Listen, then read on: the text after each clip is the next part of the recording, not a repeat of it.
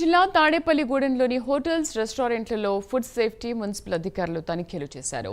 హోటళ్లలో అపరిశుభ్రత వాతావరణం ఉండడంపై food inspector Sundar Ramireddy ఆగ్రహం వ్యక్తం చేశారు.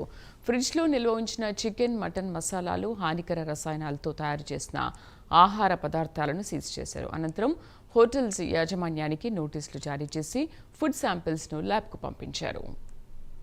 అయ్యప్ప మిల్క్ డైరీ నందు పాలను సేకరించి స్టేట్ ఫుడ్ ల్యాబొరేటరీకి పంపిస్తున్నాము.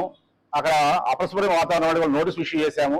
అదేవిధంగా ఫుడ్ ఫారెస్ట్ నందు రోజుల తరబడి నిల్వ ఉంచినటువంటి చెడిపోయినటువంటి ఆహార పదార్థాలు, మాంసము, చికెన్ ఉన్నటువంటి ఆ ఫ్రిడ్జ్ బాగా పూర్తిగా చెడిపోయి ఐస్ కి బాగా కట్టబడిపోయినది. వాళ్ళకి హెచ్చరించేసి వాటి మీద కేసు ఫైల్ చేశాము. ఒక్కడిచ్చేసి చికెన్ లాలీపప్ కల్తీ కలిగి ఉన్నదని అనుమానించి వాటిని శాంపిల్ చేయడం జరిగింది. ఆ చికెన్ లాలీపప్ను state food laboratory Nacharam Hyderabad పంపిస్తున్నాము.